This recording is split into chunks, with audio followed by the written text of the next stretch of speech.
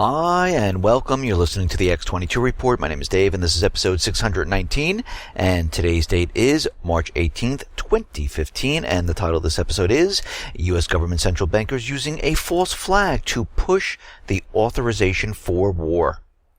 Let's get right into the economic collapse news. Now, the ECB in Greece, they're still in discussions. They're talking about the debt, the austerity, and of course, Greece is not really going along with everything they want. They threw out the money that is owed by Germany for war reparations.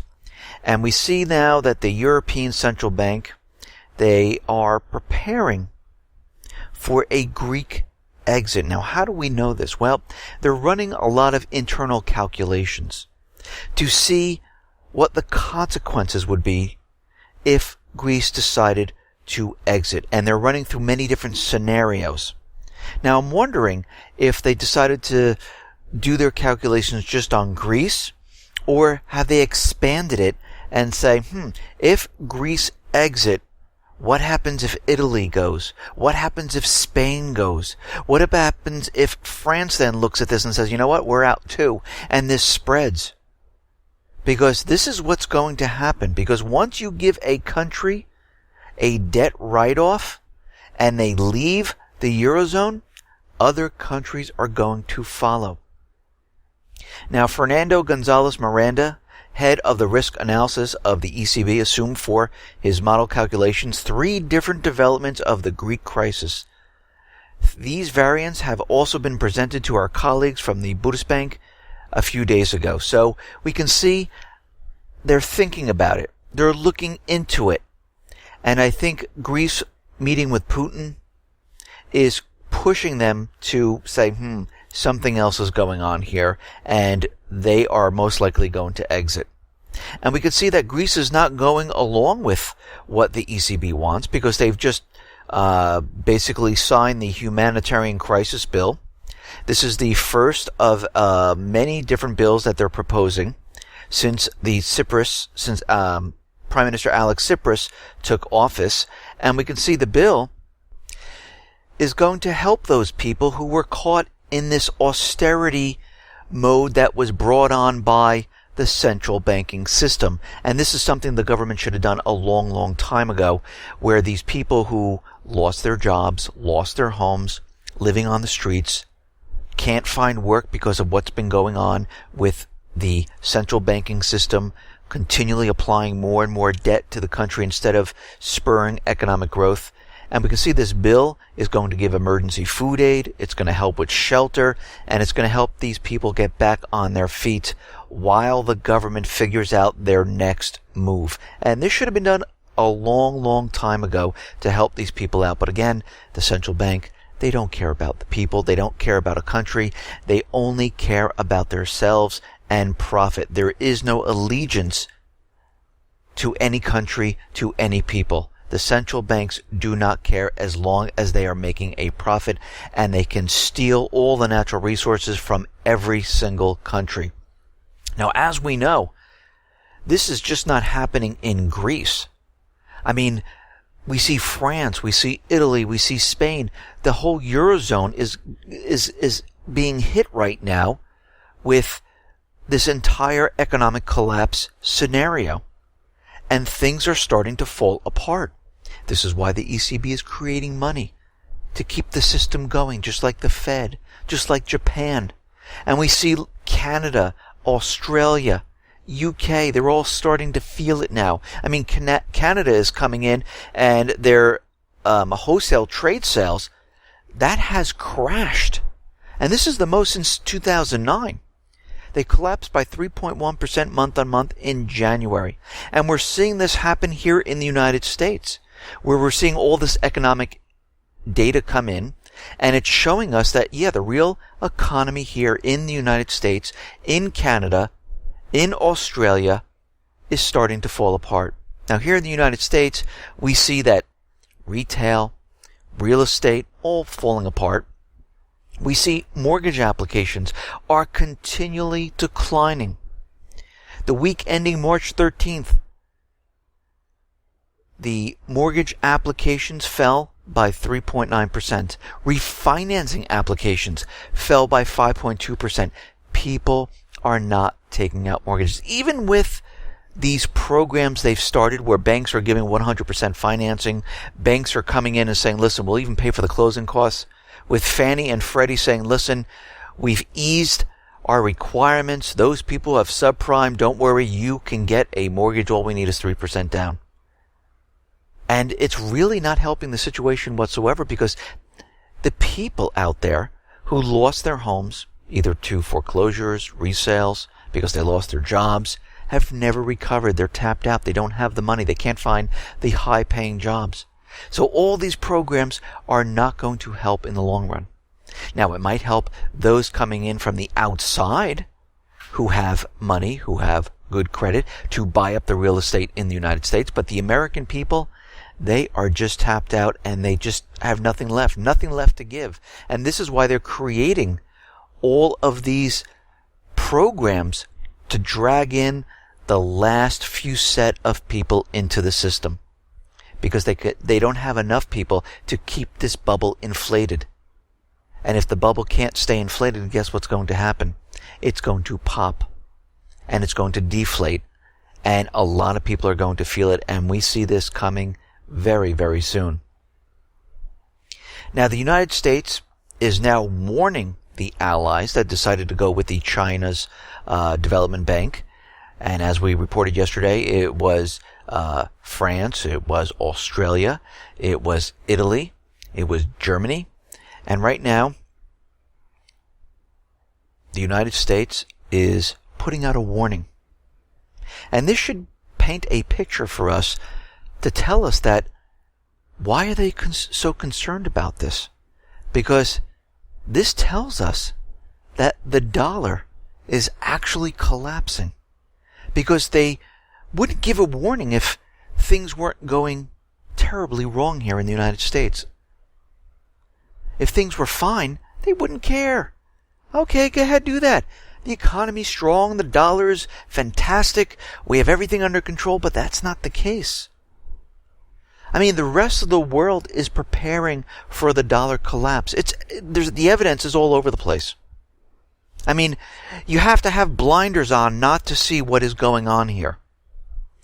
I mean, we see that China has made deals all around the world to have countries take on the yuan renminbi, put it in reserve, to hedge their bet against the dollar. We see now the allies moving over to China's Development Bank, and we see the United States giving warnings. We see the IMF in talks with China, because they're looking to have the yuan renminbi included as a reserve currency. And again, they started the BRIC system and the BRIC Bank to rival the World Bank. And the United States is getting nervous. And this is why we see them giving warnings that they should think twice before signing up to China's led Asian Development Bank, which rivals the World Bank. Now, China is out there, and they have said, well, wait a minute. We have no problem whatsoever if the United States wants to join the bank. And do you think the United States is going to go ahead and join the Asian Development Bank? Absolutely not. I don't think it's going to happen, because if it was going to happen, they would have done it already, and they wouldn't put out a warning like this. The central banking system does not want the BRIC system there whatsoever. Anything, or any country, I should say, that is not going along with the private Western Central Bank system, they are the enemies. And we can see this is completely evident when you look around the world. Who are the players? Who are the countries where the private Western Central Bank, the United States government, is demonizing? They're demonizing Russia, China, North Korea, Iran, Syria, Venezuela, Brazil, Argentina, and many other nations. They're not going along with what they want. So if you are not, you are the enemy. It's almost like when the U.S. government central bankers go in and they have a regime change. And when the people are fighting for a regime change, of course it's a coup d'etat, they say the people have a right to speak. They want freedom. They want democracy. And then as soon as they implement the central bank and they put in the puppet regime, all those people who are not going along with them, they are the enemies. They're the terrorists. And we see this happening around the world. Actually, it's the same model they are continually using. And while this is all taking place, what they're nervous about, because the collapse is coming, they're worried about the people having weapons, and it is a threat to their authority. And they don't want this to continue on. They're trying to remove the weapons from the people, remove ammunition from the people, and this is all they've been doing, and this is what they've been trying to do for the last many, many years. They have over 2,000 gun laws on the books, infringing on the right of the Second Amendment, which is completely void and null, actually. And they're taking it one step further. They set up a fake store, and this is coming from a gun control group. They set up a fake store where they're selling guns, and they said, first time gun purchasers welcome. And as soon as they walk through the door, what happens? Well, they let everyone know that guns are bad. And when they pick up a gun, they say, this gun was used in a child murder. The child took the pistol out of the mother's purse and shot himself. And they're trying to convince people by doing this that guns are bad. Well, they might as well put knives in there, saying that this child used a knife to kill his friend. Or they should put drugs in the case, saying, this child took the prescription medication from the medicine cabinet and overdosed. Again, this is absolutely ridiculous, because every single story they can put up there to let everyone know that guns are horrible and terrible, you can put one up that says, and these are true, a 14-year-old with a pink rifle protected herself in a home when an intruder was trying to get into her home. A woman who had a gun in her purse protected herself when a man approached her outside and tried to rape her. She shot the man.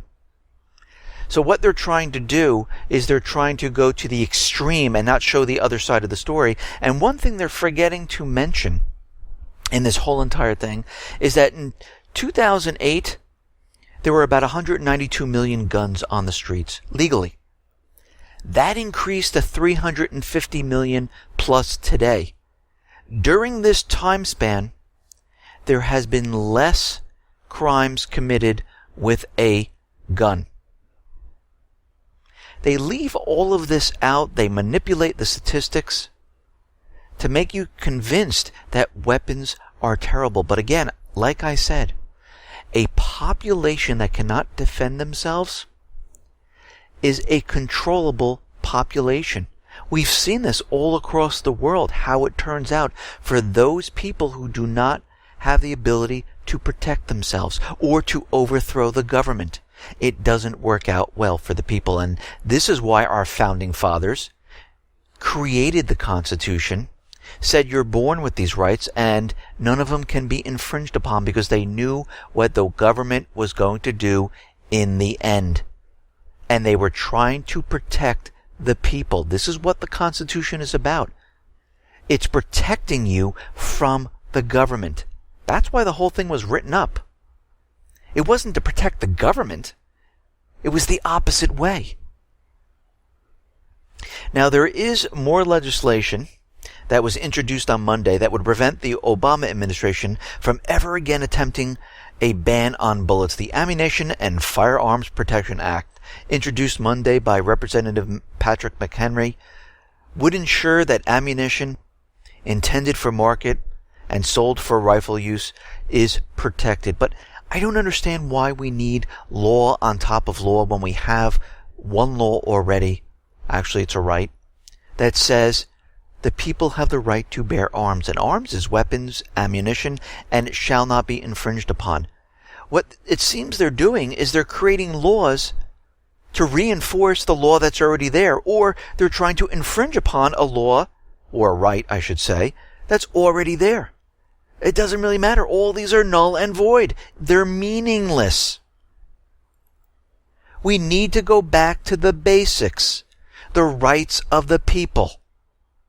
It's like the First Amendment when they're trying to set up a caged-in area and they're trying to rewrite the freedom of speech of where you need to go. No. Freedom of speech is not caged. It's everywhere. And the people have the right to speak freely on any media, anywhere. Internet, TV, in writings, doesn't make a difference. Now, what's very interesting is that in Arizona we had a shooting. It's ongoing right now.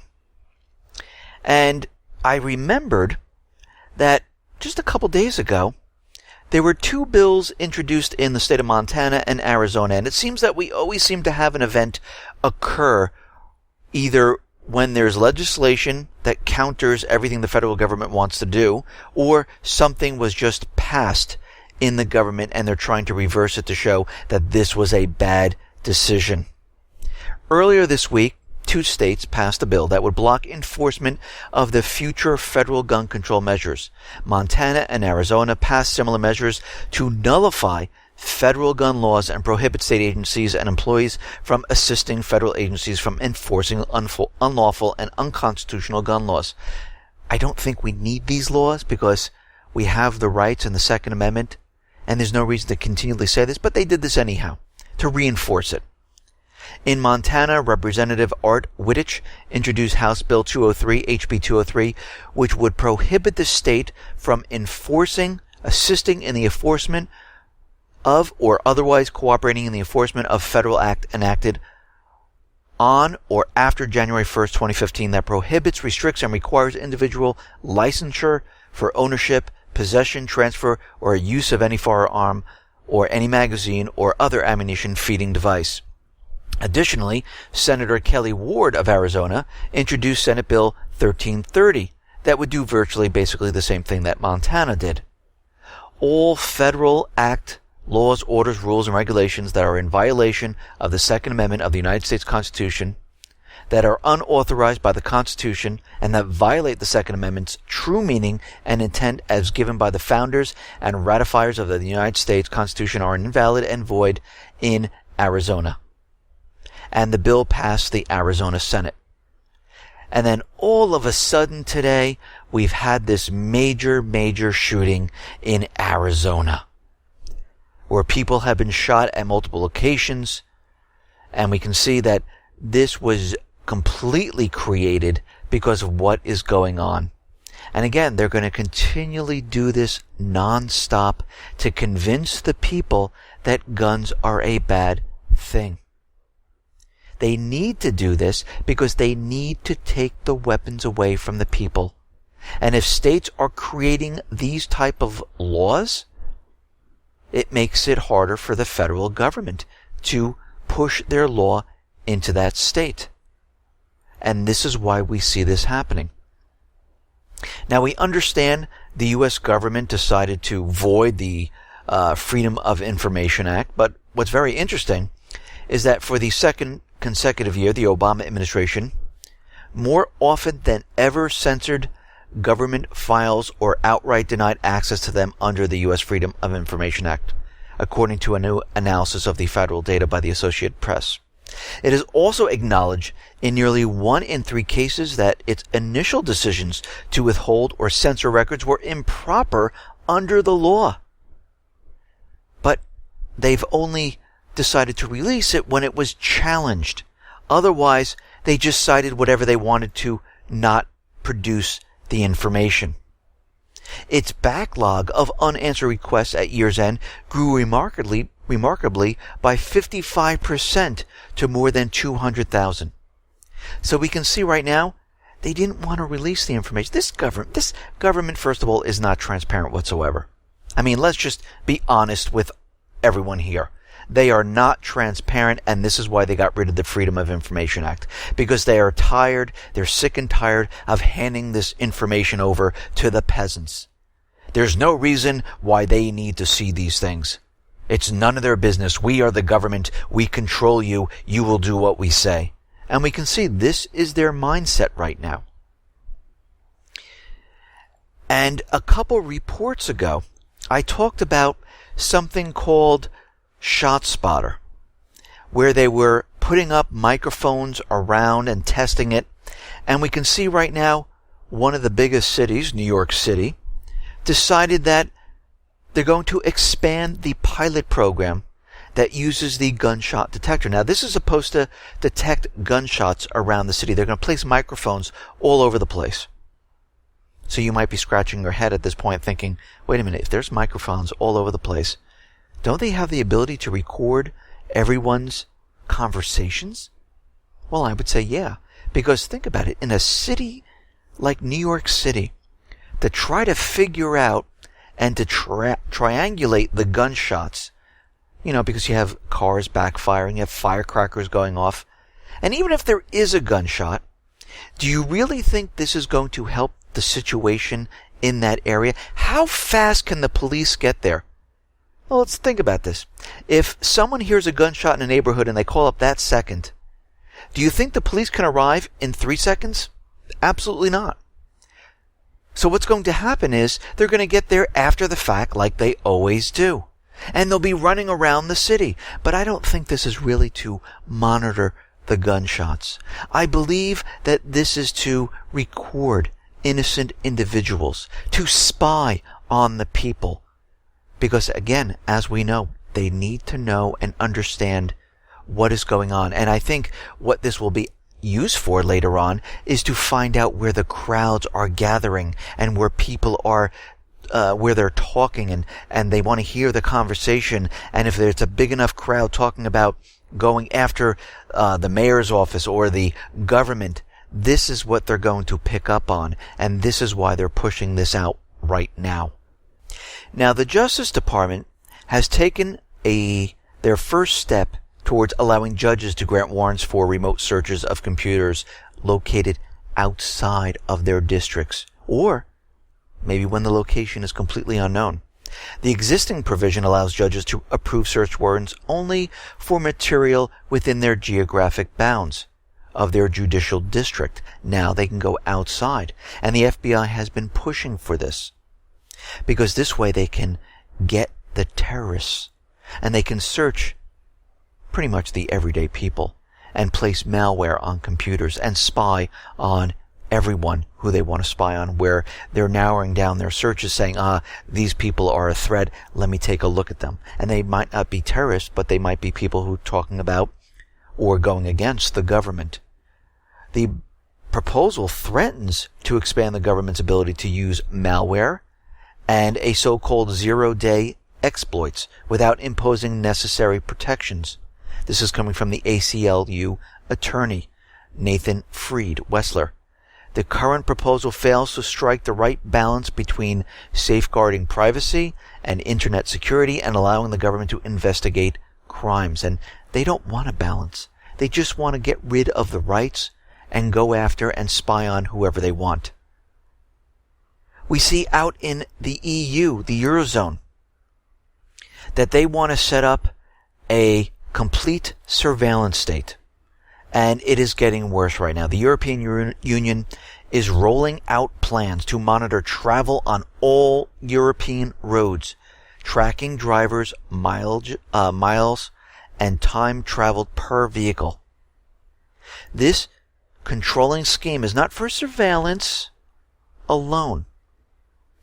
It's essentially a plan to tax every driver for whatever distance they are traveling on European roads. So we have two things right now. They have a computer tracking device which records everything that's going on in the car. We're starting to see this here in the United States. And they're going to tax everyone on every single mile.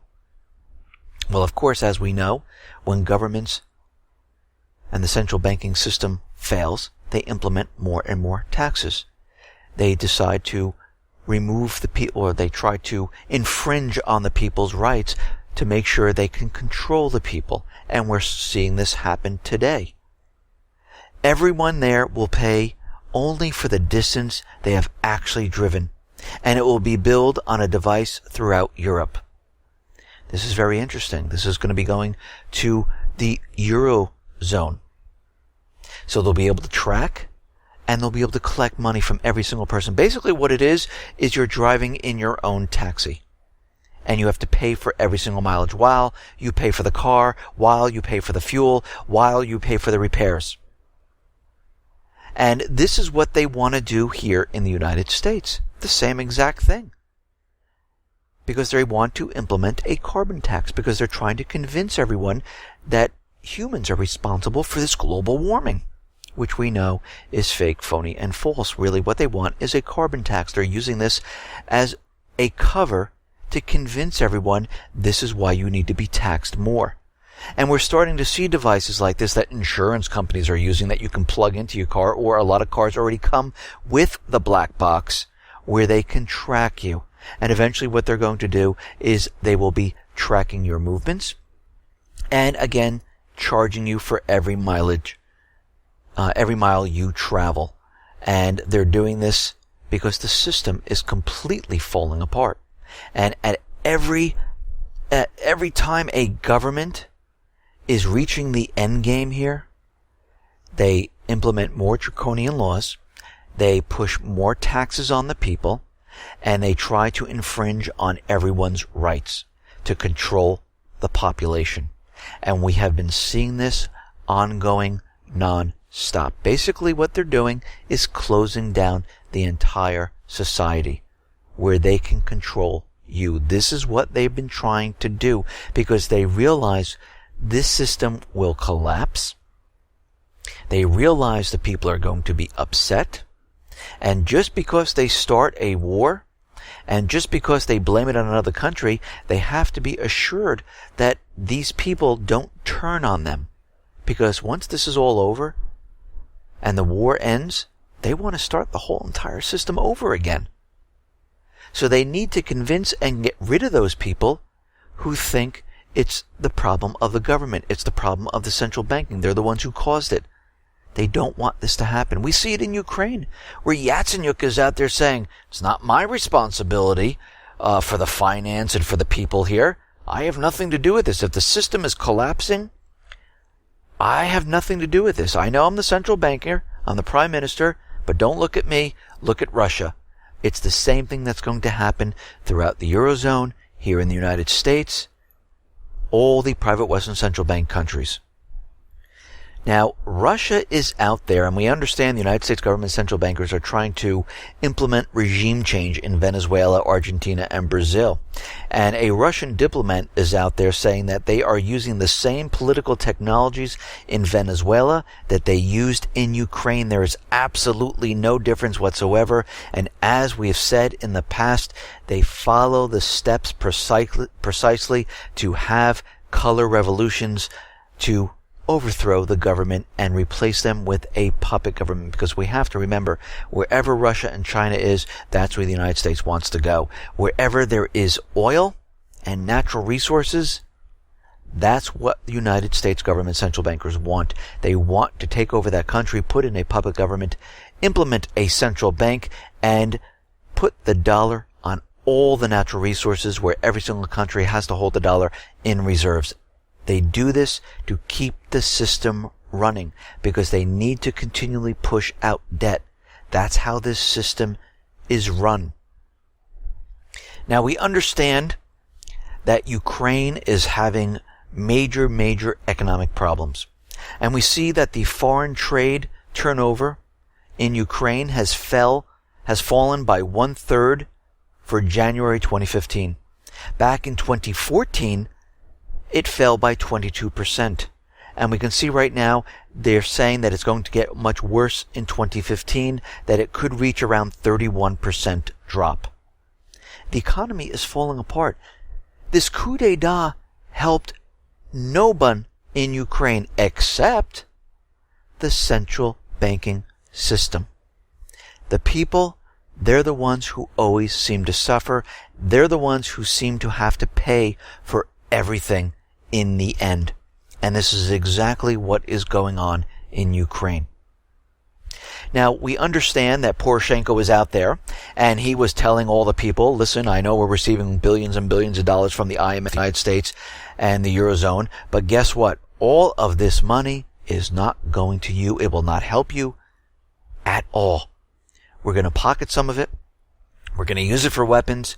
And instead of helping the people, we're going to allocate about $37 million to build a fortification between Russia and Ukraine. Now, they've been building this wall, and they're going to continually do this. They want to push the time frame up, and they're putting more money towards it to have this built. So this is where all this money is going to, and the people in Ukraine are going to have to pay for all of this. And again, we saw what happened in Greece, Cyprus, France, Portugal, Spain, Italy. The people are going to suffer because there's going to be austerity. Economic growth is going to be dead, and people are going to be angry in the end. Now, we understand that Kiev is continually stalling. They're not following the Minsk agreement, and we can see by everything they're doing, it's on purpose, because if they followed the Minsk agreement and they stuck to each step, it would be much, much harder to start the war that is coming. So what they've been doing is they've been doing everything they can to stall. We see the Ukrainian parliament. They decided to declare Ukraine's Donbass region occupied territories. This is in gross violation of the Minsk peace agreement. And we can see they're continually doing this. They're saying, yes, we will allow the Donbass region special status once there's elections and they follow along with the Ukrainian law. Now, of course, this is not in the Minsk agreement. They're stalling. They're buying themselves time. And while they're doing this, what has been happening? Well, the Ukrainian Defense Ministry is increasing the size of the armed forces from 232,000 to 250,000 troops within a month's time. This tells us that they are preparing for something huge. And we can see President Putin is out there, and he is making deals to protect Russia because he understands what the United States government central bankers are doing. He understands that they will not give up. I mean, you can see what has happened in the Middle East. You can see what happened with Syria in August of 2013 when Putin had to talk down the U.S. and go for peace. We see what happened in Ukraine where Putin had to step in once, then twice, to say, hey, let's calm the situation down. He understands that they're not going to give up. He understands that they're going to provoke and push as hard as they possibly can. So he went out and he decided, I am going to make a deal with South Ossetia. They've signed a key treaty accord to which the two nations will partially join their military forces, and Russia will provide full military protection to its ally. Now, of course, the United States does not like this because Jen Psaki is out there. She's the U.S. Department State spokesperson, said the treaty between Russia and South Ossetia is invalid according to international law, and we do not recognize it whatsoever. Well, let me ask you. The U.S. government pushed a coup d'etat in Ukraine, in Iraq, Lebanon, in Libya, in Yemen. They're trying it in Argentina, Brazil, Venezuela. And this all was not according to international law. So, basically, again, they're talking on two sides of their mouth here. And this agreement is in accordance with international law.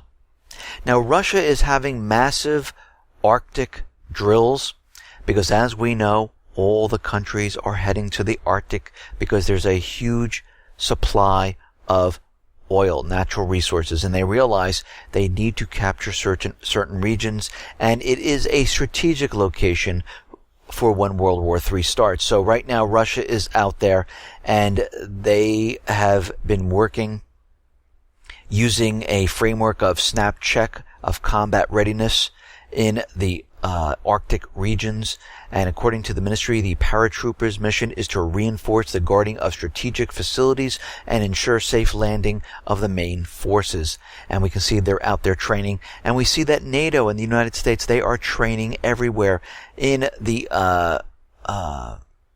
Black Sea. They're training in the Arctic. They're training everywhere. Now, out in Israel, we see Netanyahu has won the election, which is very interesting because the pre-election and exit polls showed a completely different story than what happened in Israel.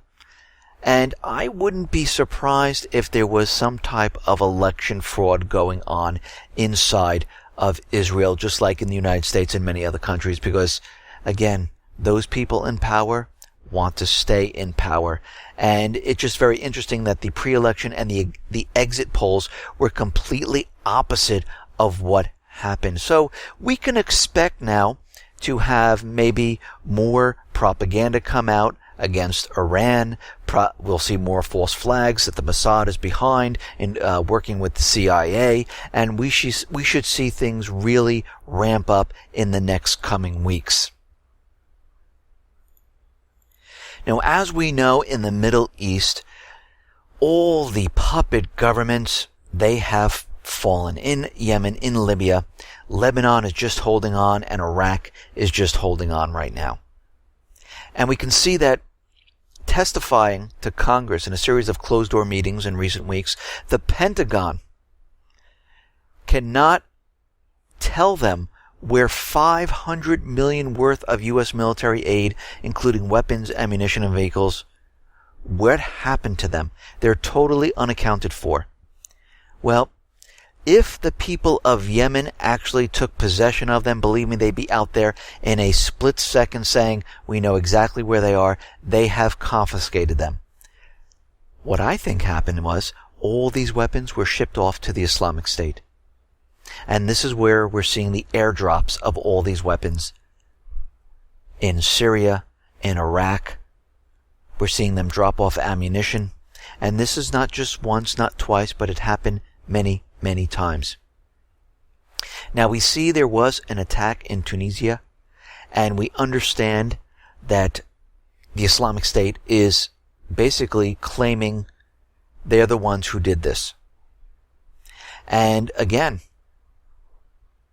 we can see this was being pushed out there to convince us that the Islamic State is growing. I mean, we already see the report saying that 4,000 people from Tunisia have joined the Islamic State in Libya, and 3,000 have joined in Syria. And coming out of Site Intelligence Monitoring Group, which we already know that this is a false flag because every time they report it, because we know this is run by Rita Katz, and we know this is a Mossad intelligence site.